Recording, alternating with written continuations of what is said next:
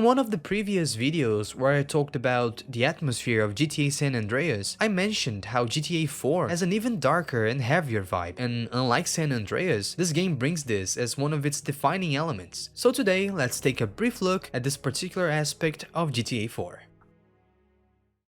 I believe that this feeling comes from two main factors. First one is the game's setting itself. Liberty City is inspired by New York City and perfectly captures that intense urban density that is associated with it, much like in other depictions such as Max Payne and True Crime New York City. And unlike the cities in GTA San Andreas that only feel eerie and creepy when the NPCs aren't around, Liberty City feels lonely and unsettling, even with people walking and driving everywhere. The city's muted color palette makes everything feel faded and lifeless.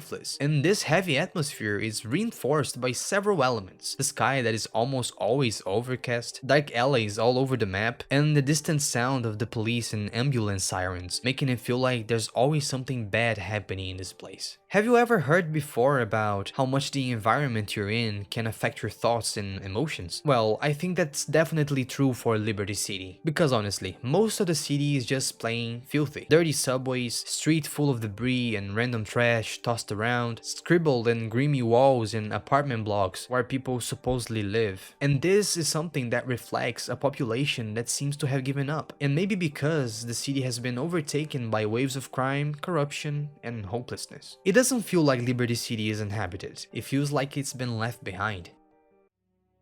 Like San Andreas and other entries in the series, GTA 4 also includes some seriously bizarre places and characters. For example, the classic giant beating heart inside the Statue of Happiness. If you fly over there in a helicopter and enter through a secret door that has no physics at all, you will find this bizarre heart suspended by chains and tubes. Another classic one is the urban legend of the Ratman, a half-human and half-rat creature that is rumored to lurk in the subway tunnels. While this creature never appeared officially, plenty of players claim to have seen something move down there. Photos and creepy stories even started circulating online back in the day. Another odd thing about this game is the character Eddie Lowe, a random NPC with a deeply disturbing backstory involving murder and torture. He even shares stories about these things with a very unsettling smile. And he's ripped out her intestines just to see if he could feel anything. And you know what? He couldn't. He couldn't. You should get laid or something. Oh, I just did. A little jogger down by the water. But you know what, handsome? I got a hunger tonight that can't be sated. Another eerie location is the old Sprunk factory, which feels straight out of a horror movie. It's completely falling apart, filled with strange noises and a chilling vibe. Right at the entrance, it's clear that the factory has been abandoned. Wooden boards across broken windows and rubble everywhere. Once inside, there's a sewer cutting through the factory floor, and below this, there's a passage leading to a very creepy alley with an old generator making very weird noises.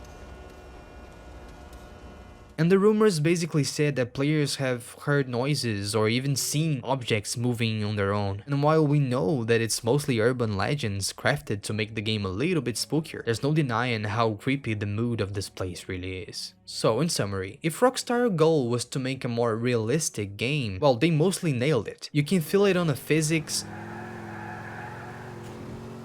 the narrative, and the heavy atmosphere throughout the city. And this gritty setting fits perfectly with Nico's story, because his background is filled with war, violence, and trauma. When I was in the army, we were going on a mission to ambush a squad who had killed a lot of innocent people.